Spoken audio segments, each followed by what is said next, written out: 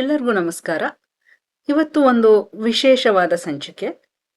ನಾನು ಒಬ್ಬ ನಿರ್ದೇಶಕರನ್ನ ಈ ಸಂಚಿಕೆಯಲ್ಲಿ ನಿಮಗೆ ಪರಿಚಯ ಮಾಡಿಕೊಡ್ತಾ ಇದ್ದೀನಿ. ಪರಿಚಯ ಮಾಡಿಕೊಡ್ತಾ ಇದ್ದೀನಿ ಅಂದರೆ ನಿಮಗೆಲ್ಲ ಅವ್ರು ಗೊತ್ತಿಲ್ಲ, ನಾನು ಪರಿಚಯ ಮಾಡಿಕೊಡ್ತಾ ಇದ್ದೀನಿ ಅಂತ ಅಲ್ಲ.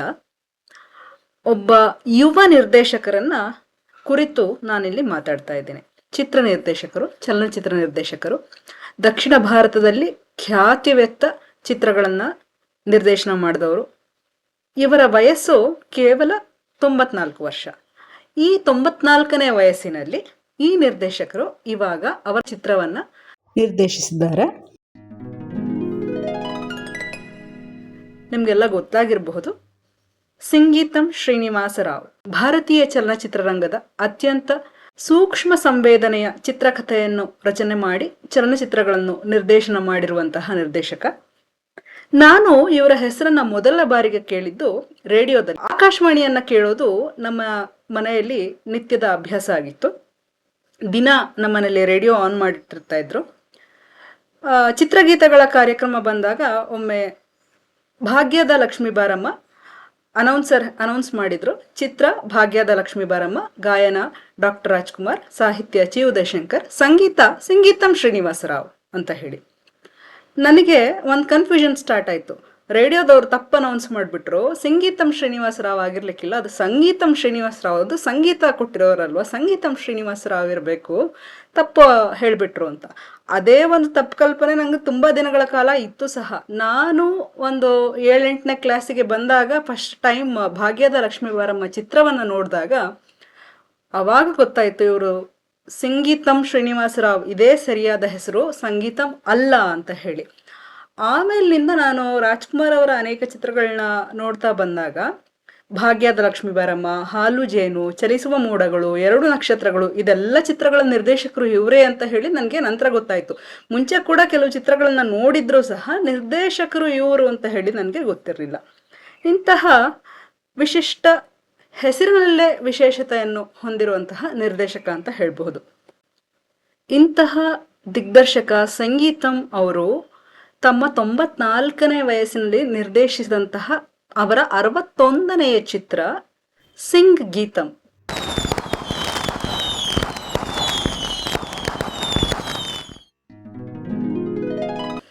ಈ ನಿರ್ದೇಶಕರು ಯಾಕೆ ನನಗೆ ವಿಶೇಷವಾಗಿ ಕಾಣ್ತಾರೆ ಅಂದರೆ ಅವರ ಚಿತ್ರಕಥಾ ನಿರೂಪಣಾ ಶೈಲಿ. ಇದರಿಂದನೇ ಅವರು ಅರ್ಧ ಸಿನಿಮಾ ಗೆದ್ದು ಬಿಡ್ತಾ ಇದ್ರು. ಹಾಗೇನೆ ಅವರು ಒಂದೇ ಜಾನರ್ ಸಿನಿಮಾಗೆ ರಿಸ್ಟ್ರಿಕ್ಟ್ ಮಾಡ್ಕೊಂಡವರಲ್ಲ. ಉದಾಹರಣೆಗೆ ಅವರ ಸಿನಿಮಾಗಳನ್ನ ನೋಡ್ತಾ ಹೋದ್ರೆ ರಾಜ್ಕುಮಾರ್ ಅವ್ರ ಜೊತೆ ಹಾಲು ಜೇನು ಚಿತ್ರವನ್ನ ನಿರ್ದೇಶನ ಮಾಡಿದ್ದಾರೆ. ಅದು ಒಂದು ಸೆಂಟಿಮೆಂಟಲ್ ಚಿತ್ರ, ಅಂದ್ರೆ ಸಾಂಸಾರಿಕ ಸೆಂಟಿಮೆಂಟ್ ತುಂಬಿರುವಂತಹ ಚಿತ್ರ. ಆದಿತ್ಯ 369 ಅಂತ ಹೇಳಿ ಒಂದು ಸೈಂಟಿಫಿಕ್ ಫಿಕ್ಷನ್ ಚಿತ್ರವನ್ನ ನಿರ್ದೇಶನ ಮಾಡ್ತಾರೆ. ಬಾಲಕೃಷ್ಣ ಅವರು, ತೆಲುಗಿನಲ್ಲಿ ನಂದಮೂರಿ ಬಾಲಕೃಷ್ಣ ಅವರು ಈ ಚಿತ್ರದ ನಾಯಕ. ಟೈಮ್ ಟ್ರಾವೆಲ್ ಅನ್ನೋ ಕಾನ್ಸೆಪ್ಟ್ ಅನ್ನ ಆ ರೇಂಜ್ಗೆನೆ ಅವರು ಇಂಟ್ರೊಡ್ಯೂಸ್ ಮಾಡಿಬಿಟ್ಟಿದ್ರು ಚಲನಚಿತ್ರ ವೀಕ್ಷಕರಿಗೆ. ಅದೇ ರೀತಿ ಬಾಲಕೃಷ್ಣ ಅವರೊಂದಿಗೆ ಇನ್ನೊಂದು ಭೈರವ ದ್ವೀಪಂ ಅನ್ನೋ ಫ್ಯಾಂಟಸಿ ಚಿತ್ರವನ್ನ ಮಾಡ್ತಾರೆ. ಹಾಗೆ ನೋಡಕ್ ಹೋದ್ರೆ ಕಮಲ್ ಹಾಸನ್ ಮತ್ತೆ ಸಂಗೀತಂ ಇವರದೇ ಒಂದು ಜರ್ನಿ ನೋಡ್ತಾ ಹೋದ್ರೆ ಇವರ ಒಡನಾಟದಲ್ಲಿ ಬಂದ ಚಿತ್ರಗಳು, ಅನೇಕ ಚಿತ್ರಗಳು ಅತ್ಯಂತ ಯಶಸ್ವಿ. ಮತ್ತೆ ಚಿತ್ರಕಥೆಯನ್ನ ಓದಬೇಕು, ಸ್ಟಡಿ ಮಾಡಬೇಕು ಅಂತ ಯಾರಾದ್ರೂ ವಿದ್ಯಾರ್ಥಿಯಾಗಿ ಕೂತ್ಕೊಳ್ಳೋ ಸಂಗೀತಂ ಅವರು ನಿರ್ದೇಶಿಸಿ ಕಮಲ್ ಹಾಸನ್ ಅವರು ಅಭಿನಯ ಮಾಡಿರುವಂತಹ ಚಿತ್ರಗಳನ್ನ ನೋಡ್ಬೇಕು. ಸೈಲೆಂಟ್ ಸಿನಿಮಾ ಅಂತ ಏನ್ ಹೇಳ್ತಾರೆ, ಮೂಕಿ ಚಿತ್ರ ಅಂತ ಹೇಳಬಾರ್ದು, ಸೈಲೆಂಟ್ ಸಿನಿಮಾ. ಪುಷ್ಪಕ ವಿಮಾನ ಆಗಿರಬಹುದು, 4 ಪಾತ್ರಗಳನ್ನ ವೈವಿಧ್ಯಮಯ ಪಾತ್ರಗಳಲ್ಲಿ ಮಾಡಿರುವಂತಹ ಮೈಕಲ್ ಮದನ್ ಕಾಮರಾಜನ್ ತರಹ ಕಾಮಿಡಿ ಆಗಿರಬಹುದು. ಕಾದಲ ಅಂತ ಹೇಳಿ ಕಮಲ್ ಹಾಸನ್ ಮತ್ತೆ ಪ್ರಭುದೇವ ಅವರು ನಟನೆ ಮಾಡಿದ್ದಾರೆ. Comedy, out and out comedy ಚಿತ್ರ. ಅಪೂರ್ವ ಸಹೋದರಗಳು, ಅಪ್ಪುರಾಜ ನಿಮ್ಗೆ ಗೊತ್ತು, ಹಿಂದಿಯಲ್ಲಿ ಅಪೂರ್ವ ಸಹೋದರಗಳ ಚಿತ್ರ ಆಗಿರಬಹುದು. ಇದರ ಈ ಎಲ್ಲ ಚಿತ್ರಗಳ ತೆರೆಯ ಹಿಂದಿನ ಚಿತ್ರಕಥೆ ಮತ್ತು ನಿರ್ದೇಶನ ನಮ್ಮ ಸಂಗೀತಂ ಶ್ರೀನಿವಾಸ ರಾವ್ ಅವ್ರದ್ದೇ. ರಾಜ್ಕುಮಾರ್ ಮತ್ತೆ ಸಂಗೀತಂ ಇವರ ಜೋಡಿಯ ಚಿತ್ರಗಳು ಇನ್ನೊಂದು ಅಧ್ಯಾಯ. ಮೊದಲ ಚಿತ್ರ ಹಾಲು ಜೇನು, ನಾನು ಹೇಳ್ದೆ. ಹಾಲು ಜೇನು ಚಿತ್ರದಲ್ಲಿ ಸೆಂಟಿಮೆಂಟ್, ಅದೊಂಥರ ಟ್ರಾಜಿಕ್ ಲವ್ ಸ್ಟೋರಿ ಅಂತ ಹೇಳಬಹುದು. ಕ್ಯಾನ್ಸರ್ ಪೀಡಿತ ಪತ್ನಿಗೆ ಚಿಕಿತ್ಸೆ ಕೊಡಿಸುವಲ್ಲಿ ಹೋರಾಡುವಂತಹ ನಾಯಕನ ಪಾತ್ರ. ಆಮೇಲೆ ಜ್ವಾಲಾಮುಖಿ ಚಿತ್ರ ಆಗಿರ್ಬೋದು, ಅದರಲ್ಲಿ ರಾಜ್ಕುಮಾರ್ ಅವರು ಜರ್ನಲಿಸ್ಟ್ ಪಾತ್ರದಲ್ಲಿ ಕಾಣಿಸ್ಕೊಳ್ತಾರೆ. ರಾಜ್ಕುಮಾರ್ ಅವರು ಜರ್ನಲಿಸ್ಟ್ ಆಗಿ ಕಾಣಿಸ್ಕೊಂಡಿರೋದು ನನಗೆ ಗೊತ್ತಿದ್ದಂಗೆ ಜ್ವಾಲಾಮುಖಿ ಚಿತ್ರದಲ್ಲಿ ಬಿಟ್ಟು ಬೇರೆದು ನನಗೆ ಗೊತ್ತಿಲ್ಲ. ಯಾವ್ದಾದ್ರು ಇದ್ರೆ ನೀವು ಕಾಮೆಂಟ್ ನಲ್ಲಿ ತಿಳಿಸಿ. ಹಾಗೇನೆ ಶ್ರಾವಣ ಬಂತು ಚಿತ್ರ, ಅದೊಂಥರ ಪುನರ್ಜನ್ಮದ ಕಥೆ ಇದೆ ನೋಡಿ. ಅದರಲ್ಲಿ ನಾಯಕ ರಾಜ್ಕುಮಾರ್ ಅವರು ಅದರಲ್ಲಿ ಸಿಂಗರ್ ಆಗಿರ್ತಾರೆ. ಅವರ ಹಿಂದಿನ ಜನ್ಮದ ಕಥೆಯನ್ನ ಲಿಂಕ್ ಮಾಡಿ ಶ್ರೀನಾಥ್ ಅವರು ಭೂತಕಾಲದ ಭೂತ ಆಗಿ ಕಾಣಿಸ್ಕೋತಾರೆ ಆ ಸಿನಿಮಾದಲ್ಲಿ. ಆ ಭೂತ ಈ ಜನ್ಮದಲ್ಲಿ ಆ ಪ್ರೇಮಗಳನ್ನ ಸೇರ್ಸುತ್ತೆ. ಅಲ್ಲ, ಕಥೆಯ ಒಂದು ಅವರು ಆಯ್ಕೆ ಮಾಡ್ಕೊಳ್ತಿದ್ದಂತ ಜಾನರೇ ನೋಡಿ ಹೇಗಿದೆ ಅಂತ. ಭಾಗ್ಯದ ಲಕ್ಷ್ಮೀ ಬಾರಮ್ಮ, ಭಾಗ್ಯದ ಲಕ್ಷ್ಮೀ ಬಾರಮ್ಮ ಅಂತೂ ಔಟ್ ಅಂಡ್ ಔಟ್ ಕಾಮಿಡಿ. ಯಾರಾದ್ರೂ ಬೇರೆಯವರು ಇದನ್ನ ನಿರ್ದೇಶನ ಮಾಡಿದ್ರೆ ನಿರುದ್ಯೋಗ ಸಮಸ್ಯೆಯ ಕಥೆ ಅದು. ಅಂದ್ರೆ ನಿರುದ್ಯೋಗಿಗಳು ಕೆಲಸ ಇಲ್ದಲೆ ಏನೇನೆಲ್ಲ ಮಾಡ್ತಾರೆ ದುಡ್ಡಿಗೋಸ್ಕರ ಅನ್ನೋದನ್ನ ತೋರಿಸುವಂತ ಕಥೆ. ಅದನ್ನ ನಿರುದ್ಯೋಗದ ದೃಷ್ಟಿಕೋನದಲ್ಲಿ ಹೇಳ್ತಾ ಇದ್ರೆ ಅದೊಂದು ಗೋಳಿನ ಕಥೆ ಆಗ್ಬೇಕಾಗಿತ್ತು. ನಿರುದ್ಯೋಗಿಗಳಿಗೆ ಸಮಸ್ಯೆ ಇದೆ ಅಂತ, ಅದನ್ನ ಔಟ್ ಅಂಡ್ ಔಟ್ ಕಾಮಿಡಿ. ಒಂದೊಂದು ಸೀನ್ ಕೂಡ ತೆರೆಯಲ್ಲಿ ನಿಮ್ಗೆ ನಗೆಯ ಚಿಲುಮೆಯನ್ನ ಉಗ್ಸತ್ತಂಗೆ ಮಾತಾಡ್ತಾನೆ ನಗು ಬರ್ತಾ ಇದೆ. ಹಾಗೆ ಕೋರ್ಟ್ ಡ್ರಾಮಾ ಅನ್ನ ತೆರೆ ಮೇಲೆ ರಾಜ್ಕುಮಾರ್ ಅವರೊಟ್ಟಿಗೆ ಅವರು ಪ್ರೆಸೆಂಟ್ ಮಾಡಿದಂತಹ ಚಿತ್ರ ಚಲಿಸುವ ಮೋಡಗಳು. ಇದರಲ್ಲಿ ಪುಟಾಣಿ ಪುನೀತ್ ರಾಜ್ಕುಮಾರ್ ಸಹ ಇದ್ದಾರೆ. ಹಾಗೆ ಒಂದು ಜಾನಪದ ಕಥೆ 2 ನಕ್ಷತ್ರಗಳು, ಅದು ಆಕ್ಚುಲಿ ರೀಮೇಕ್ ಚಿತ್ರ 2 ನಕ್ಷತ್ರಗಳು. ಅದು ಇಂಗ್ಲಿಷ್ನ ಮಾರ್ಕ್ ಟ್ವೈನ್ನ ಕಥೆಯ ಆಧಾರಿತ, ಹಾಗೆ ಹಿಂದಿಯಲ್ಲಿ ಕೂಡ ಬಂದಿತ್ತು.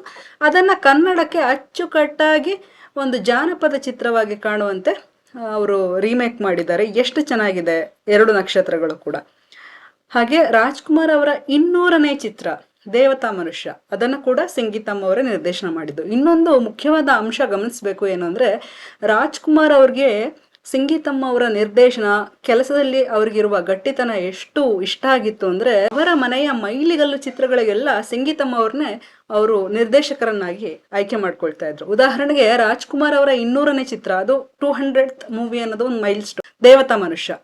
ಆ ಚಿತ್ರವನ್ನ ನಿರ್ದೇಶನ ಮಾಡಿದವರು ಸಂಗೀತಮ್ಮ ಅವರು.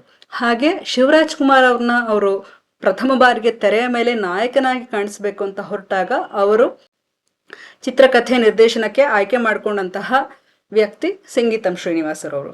ಅದೇ ರೀತಿ 2ನೇ ಮಗ ರಾಘವೇಂದ್ರ ರಾಜ್ಕುಮಾರ್ ಅವರು, ಅವ್ರನ್ನ ಇಂಟ್ರೊಡ್ಯೂಸ್ ಮಾಡೋದಕ್ಕೆ ಚಿರಂಜೀವಿ ಸುಧಾಕರ್ ಚಿತ್ರದಲ್ಲಿ ರಾಘವೇಂದ್ರ ರಾಜ್ಕುಮಾರ್ ಅವ್ರನ್ನ ಸಹ ಇಂಟ್ರೊಡ್ಯೂಸ್ ಮಾಡಿದ್ದು ಇದೇ ಸಂಗೀತಂ ಶ್ರೀನಿವಾಸ್ ಅವರು. ಆದ್ರಿಂದ ಮತ್ತೆ ರಾಘವೇಂದ್ರ ರಾಜ್ಕುಮಾರ್ ಅವರು ಒಂದು ಸಮಯದಲ್ಲಿ ಒಂದಷ್ಟು ಸಿನಿಮಾಗಳನ್ನ ಮಾಡಿ ಆಮೇಲೆ ಚಿತ್ರಗಳನ್ನ ಮಾಡ್ತಾ ಇರಲಿಲ್ಲ. ಮತ್ತೆ ಅವರು ತೆರೆಯ ಮೇಲೆ ಕಾಣಿಸ್ಕೊಂಡು ಒಂಥರ ರೀಇಂಟ್ರೊಡ್ಯೂಸ್ ಆದಂತ ಚಿತ್ರ ಟುವಿ ಅಂತ ಹೇಳಿ, ಆ ಚಿತ್ರವನ್ನ ನಿರ್ದೇಶನ ಮಾಡಿದವರು ಸಹ ಸಂಗೀತಂ ಶ್ರೀನಿವಾಸರಾವ್. ಅಂದ್ರೆ ಒಂದು ಮೈಲಿಗಲ್ಲು, ಏನೋ something has to happen with this ಅನ್ನೋ ತರದ್ದು ಚಿತ್ರಗಳು. ಅವರ ಚಿತ್ರ ಜೀವನದ ಮುಖ್ಯ ಚಿತ್ರಗಳಿಗೆ ರಾಜ್ಕುಮಾರ್ ಅವರು ಆಯ್ಕೆ ಮಾಡ್ಕೊಳ್ತಾ ಇದ್ದಿದ್ದು ಸಂಗೀತಂ ಶ್ರೀನಿವಾಸರಾವ್ ಅವರನ್ನೇ.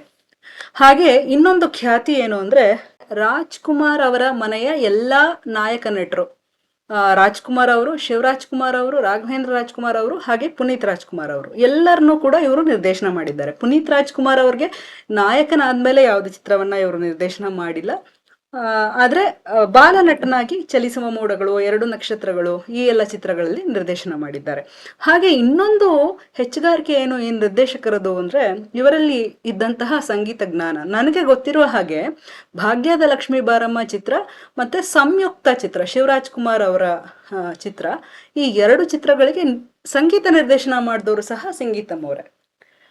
ಅದರಲ್ಲಿ ಬರುವಂತಹ ಹಾಡುಗಳು ಈಗಲೂ ಕೂಡ ಗುನ್ಗುನ್ಸುವಂತಹವು.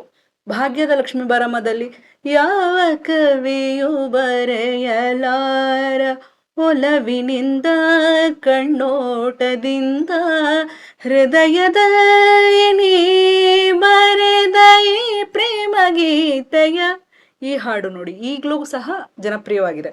ಅಲ್ಲದೆ ಸಂಯುಕ್ತ ಚಿತ್ರದಲ್ಲಿ ಭೀಂಪಲಾಸ್ ರಾಗಾಧಾರಿತ ಒಂದು ಗೀತೆ, ಆಕಾಶ ಬಾಗಿದೆ ನಿನ್ನಂದ ನೋಡಲೆಂದು ಆನಂದ ಹೊಂದಲೆಂದು, ನೋಡಲ್ಲಿ ಮೋಹಿನಿ ಕಾಮಿನಿ ಭಾಮಿನಿ, ಆಕಾಶ ಬಾಗಿದೆ. ಹಾಗೆ ಕುಮಾರ್ ಬಂಗಾರಪ್ಪ ಅವರು ನಟನೆ ಮಾಡಿದಂತಹ ಕ್ಷೀರಸಾಗರ ಅನ್ನುವಂತಹ ಒಂದು ಚಿತ್ರದಲ್ಲಿ SP ಅವರು ಹಾಡಿದ್ದಾರೆ, ಹೊಡಿತವಳೆ ಬಡಿತವಳೆ ನನ್ನ ಹೆಂಡತಿ ಕೇಳ್ರಪ್ಪ ಕೇಳ್ರಪ್ಪ ಈ ಸಂಗತಿ, ಇಂತಹ ಒಂದು ಹಾಸ್ಯಮಯ ಗೀತೆಯನ್ನ ತೆರೆ ಮೇಲೆ ಕಾಣಿಸಿದ್ದು ಸಹ ಸಂಗೀತಂ ಶ್ರೀನಿವಾಸರಾವ್ ಅವರು. ನಾನು ಕನ್ನಡದ ಅವರ ಚಿತ್ರಜೀವನದ ಉದಾಹರಣೆಗಳನ್ನೇ ತುಂಬಾ ಹೆಚ್ಚಾಗಿ ಕೊಡ್ತಾ ಇದ್ದೇನೆ. ಯಾಕೆ ಅಂದ್ರೆ ನಾನು ಹೆಚ್ಚಾಗಿ ನೋಡಿರುವಂತಹವು ಅವರ ಚಿತ್ರಗಳು ಕನ್ನಡ ಚಿತ್ರಗಳು. ಆಮೇಲೆ ಇವರ ಹಿನ್ನೆಲೆ ಬಗ್ಗೆ ಹೇಳಬೇಕು ಅಂದ್ರೆ ಮೂಲತಃ ಇವರು ತೆಲುಗು ಆಂಧ್ರ ಮೂಲದವರು. ಮಾಯಾ ಬಜಾರ್ ಚಿತ್ರ ಗೊತ್ತು ನಿಮಗೆ, ಇಡೀ ಭಾರತೀಯ ಚಿತ್ರರಂಗದಲ್ಲಿಯೇ ಮೈಲಿಗಲ್ಲಾದಂತಹ ಚಿತ್ರ ಮಾಯಾ ಬಜಾರ್. ಇದರಲ್ಲಿ ಅವರು ಅಸಿಸ್ಟೆಂಟ್ ಡೈರೆಕ್ಟರ್ ಆಗಿ ಕಾಣಿಸ್ಕೊಳ್ಳೋದ್ರ ಮೂಲಕ ಅವರು ಚಿತ್ರರಂಗಕ್ಕೆ ಪಾದಾರ್ಪಣೆ ಮಾಡ್ತಾರೆ. ಅಲ್ಲದೆ ಕನ್ನಡಕ್ಕೆ ಅವರ ನಂಟು ಸಂಸ್ಕಾರ ಚಿತ್ರದಿಂದನೇ ಇದೆ. ಪಟ್ಟಾಭಿರಾಮರೆಡ್ಡಿ ಅವರು 1970ನೇ ಇಸವಿಯಲ್ಲಿ ಸಂಸ್ಕಾರ ಚಿತ್ರವನ್ನ ತಯಾರಿಸಿದಾಗ ಅದಕ್ಕೆ ಅಸೋಸಿಯೇಟ್ ಆಗಿ ವರ್ಕ್ ಮಾಡಿದವರು ಸಹ ಸಂಗೀತಂ ಶ್ರೀನಿವಾಸರಾವ್ ಅವರು.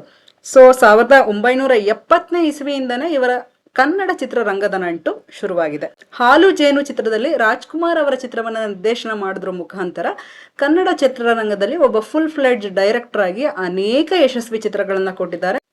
ಇನ್ನೊಂದು ಗಮನಿಸಬೇಕಾದಂತಹ ಅಂಶ ಅಂದ್ರೆ ಇವರು ಕಲಿತ ನುರಿತ ನಿರ್ದೇಶಕ ಸಹ ಹೌದು. ಅಂದ್ರೆ ಇವರು ಆ ಕಾಲದಲ್ಲಿಯೇ ಫಿಸಿಕ್ಸ್ ಗ್ರಾಜ್ಯುಯೇಟ್, ಅವರು ಡಿಗ್ರಿಯನ್ನ ಮಾಡಿಕೊಂಡು ಚಿತ್ರರಂಗಕ್ಕೆ ಬಂದದ್ದು. ಆ ಒಂದು ಶೈಕ್ಷಣಿಕ ಹಿನ್ನೆಲೆ ಅವರಿಗೆ ಇದ್ದಿದ್ರಿಂದ ಸೈನ್ಸ್ ಫಿಕ್ಷನ್ ಮತ್ತೆ ಫ್ಯಾಂಟಸಿಗಳನ್ನ ಮಾಡೋದ್ರಲ್ಲಿ ಇವರಿಗೆ ಸಿನಿಮಾ ತಯಾರಿಕೆಯಲ್ಲಿ ಸಹಾಯ ಆಗಿದ್ದಿರ್ಬೋದು. ಹಾಗೇನೆ ಇವರು ಟಚ್ ಮಾಡದೇ ಇರುವಂತಹ ಜಾನರ್ಗಳೇ ಇಲ್ಲ ಅಂತ ನಂಗನ್ಸುತ್ತೆ. ಫ್ಯಾಂಟಸಿ ಮಾಡಿದ್ದಾರೆ, ಜಾನಪದ ಕಥೆ ಫೋಕ್ಲೋರ್ಗಳು ಮಾಡಿದ್ದಾರೆ, ಔಟ್ ಆ್ಯಂಡ್ ಔಟ್ ಕಾಮಿಡಿ ಮಾಡಿದ್ದಾರೆ, ಸೆಂಟಿಮೆಂಟಲ್ ಸಿನಿಮಾಗಳನ್ನ ಮಾಡಿದ್ದಾರೆ, ಆಕ್ಷನ್ ಮೂವೀಸ್ನೂ ಮಾಡಿದ್ದಾರೆ. ಇವರ ಕಲಿಕಾ ಉತ್ಸಾಹಕ್ಕೆ ಒಂದು ಉದಾಹರಣೆ ಅಂದ್ರೆ 2003ನೇ ಇಸ್ವಿಯಲ್ಲಿ ಹೆಚ್ಚು ಕಡಿಮೆ ಒಂದು 70 ವರ್ಷ ದಾಟಿದ ಸಮಯದಲ್ಲಿ ಅವರಿಗೆ ಅನಿಮೇಷನ್ನ ಕಲ್ತು ಸನ್ ಆಫ್ ಅಲ್ಲಾದ್ದೀನ್ ಅನ್ನುವಂತಹ ಒಂದು ಅನಿಮೇಟೆಡ್ ಫಿಲ್ಮ್ನ ಮಾಡ್ತಾರೆ. ಅದರಲ್ಲಿ ಸುಮಾರು 125ಕ್ಕೂ ಹೆಚ್ಚು ಕ್ಯಾರೆಕ್ಟರ್ಗಳು ಬರುತ್ತೆ, ಸಾವಿರಾರು ಶಾರ್ಟ್ಗಳು ಬರುತ್ತೆ. ಅನಿಮೇಷನ್ ಮೂವಿನ ಅಷ್ಟು ಹಿರಿಯ ನಿರ್ದೇಶಕರು ಆಗ ತಾನೇ ಅನಿಮೇಷನ್ ಕಲ್ತು ಮಾಡೋದು ಅಂದರೆ ಅದೆಲ್ಲ ಸುಲಭದ ಮಾತಲ್ಲ. ಇದು ಅವರಿಗಿರುವಂತಹ ಸಿನಿಮಾ ಪ್ರೀತಿಯನ್ನು ತೋರಿಸುತ್ತೆ. ಹಾಗೆ 2008ರಲ್ಲಿ ಘಟೋತ್ಕಚ್ ಅಂತ ಇನ್ನೊಂದು ಆನಿಮೇಟೆಡ್ ಮೂವಿ ಅದನ್ನು ಸಹ ಮಾಡ್ತಾರೆ. ಅದು ಅನೇಕ ಅಂತಾರಾಷ್ಟ್ರೀಯ ಚಿಲ್ಡ್ರನ್ಸ್ ಫಿಲ್ಮ್ ಫೆಸ್ಟಿವಲ್ಗಳಲ್ಲಿ ಪ್ರದರ್ಶನ ಆಗಿದೆ. ಈ ಎಲ್ಲ ಹಿನ್ನೆಲೆಗಳನ್ನ ಉಳ್ಳಂತಹ, ಕಲಿತಂತಹ, ನುರಿತಂತಹ, ಅತ್ಯಂತ ಅನುಭವಿ ನಿರ್ದೇಶಕ 95ರ ಹರೆಯದ ಶ್ರೀ ಸಂಗೀತಂ ಶ್ರೀನಿವಾಸ್ ರಾವ್ ಅವರ 61ನೆಯ ಚಿತ್ರ ಸಿಂಗ್ ಗೀತಂ ನನಗೆ ಒಂಥರ ವಿಶೇಷ ಅಂತ ಅನ್ನಿಸ್ತು. ಇವರ ಚಲನಚಿತ್ರ ಜೀವನ, ನನ್ನ ಒಂದು ಅನುಭವಗಳನ್ನು, ಇವರ ಚಿತ್ರಗಳನ್ನು ನೋಡಿ ನನಗೆ ಅನ್ನಿಸಿದಂತಹ ಅನಿಸಿಕೆಗಳನ್ನು ಈ ಒಂದು ಸಂಚಿಕೆಯಲ್ಲಿ ನಾನು ಹೇಳುವ ಪ್ರಯತ್ನ ಮಾಡಿದ್ದೇನೆ. ಇವರ ಚಿತ್ರಗಳಿಗೆ ಒಂದು ಸ್ಪೆಷಲ್ ಫ್ಯಾನ್ ಬೇಸ್ ಇದೆ. ಯಾಕೆಂದರೆ ನಾನು ಹೇಳಿದೆ, ಇವರು ಚಿತ್ರಕಥಾ ನಿರೂಪಣಾ ಶೈಲಿಯಲ್ಲಿ ಇವರ ಅನುಭವ ಎತ್ತಿದ ಕೈ ಅಂತ ಹೇಳಿ. ಹಾಗೆಯೇ ಇವರ ಚಿತ್ರಗಳ ಕ್ಲೈಮ್ಯಾಕ್ಸೇ ಒಂಥರ ವಿಶೇಷವಾಗಿರುತ್ತೆ. ಇಡೀ ಚಿತ್ರ ಒಂದು ಗತಿಯಲ್ಲಿ ಸಾಕ್ತಾ ಇದ್ರೆ ಕ್ಲೈಮ್ಯಾಕ್ಸಲ್ಲಿ ಇನ್ನೇನೋ ಆಗಿ ಅದು ಆ ಚಿತ್ರದ ಒಂದು ಗತಿಯನ್ನು ಎತ್ತರದಲ್ಲಿ ತಗೊಂಡು ಹೋಗಿ ಕೂರಿಸ್ಬಿಡುತ್ತೆ. ಇವರ ಚಿತ್ರಗಳ ಶೈಲಿಯನ್ನು ಅನೇಕರು ಅನುಸರಿಸಕ್ಕೆ ಹೋಗಿ ಅನುಸರಣೆನೂ ಮಾಡಲಾಗದೆ ಎಷ್ಟೋ ಬಾರಿ ಸೋತದ್ದು ಇದೆ.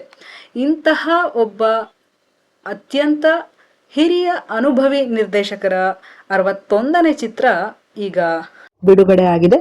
ಈ ಚಿತ್ರ ಅವರ ಬದುಕಿಗೆ ಒಂದು ಮೈಲಿಗಲ್ಲಾಗಲಿ, ಅವರ ಆರೋಗ್ಯ ವರ್ಧಿಸ್ಲಿ, ಇನ್ನಷ್ಟು ಚಿತ್ರಗಳನ್ನು ಇನ್ನೂ ಮುಂದೆ ಕೊಡುವಂತಹ ಶಕ್ತಿ ಸಂಗೀತಂ ಅವರಿಗೆ ಭಗವಂತ ಕರುಣಿಸ್ಲಿ ಅಂತ ಹೇಳ್ದ ಈ ಸಂಚಿಕೆಯನ್ನು ಮುಗಿಸ್ತಾ ಇದ್ದೇನೆ.